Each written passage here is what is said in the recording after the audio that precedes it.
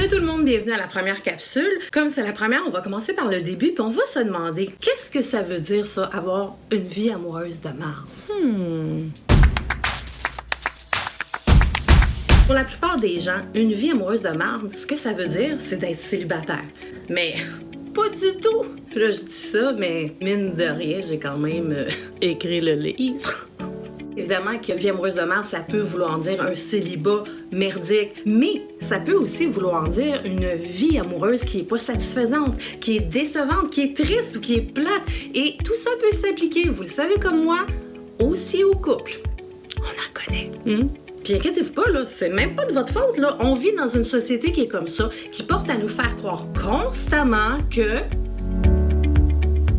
Pour la plupart d'entre nous qui avons plus de 30 ans, on a été élevés dans cette espèce d'idéal-là de couple, que ce soit par la publicité, par les livres, par les films ou, pire encore, les histoires pour enfants qui nous disent toujours que le but à atteindre, c'est le couple.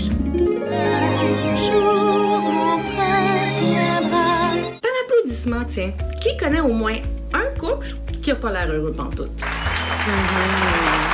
Ben voilà, c'est pas parce qu'on est célibataire qu'on est nécessairement malheureux, et c'est pas non plus parce qu'on est en couple qu'on est nécessairement heureux. Oh no! Je vous le dis, hein, juste en faisant ce petit changement-là dans votre tête, là, en arrêtant de penser qu'il faut être en couple à tout prix, mais plutôt qu'il faut être heureux ou heureuse à tout prix, vous allez sauver des larmes, du drama, du gaspillage d'amour, du gaspillage de temps, puis vous avez pas besoin de ça dans votre vie. Ça, il faut se le rentrer dans la tête et s'en souvenir, particulièrement quand on tombe dans une phase « aussi je veux un job! »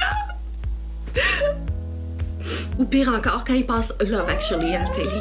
Et ça, c'est un des premiers pas à faire pour sortir de la vie amoureuse de marde, et je vais vous en parler beaucoup dans les capsules. De tous ces réflexes mentaux qu'on a, toutes ces associations qu'on fait, parfois même sans s'en rendre compte, et qui viennent être comme des sabots de Denver sur l'auto de votre vie amoureuse. Je vous laisse sur la phrase du jour, vaut mieux être seul que mal accompagné.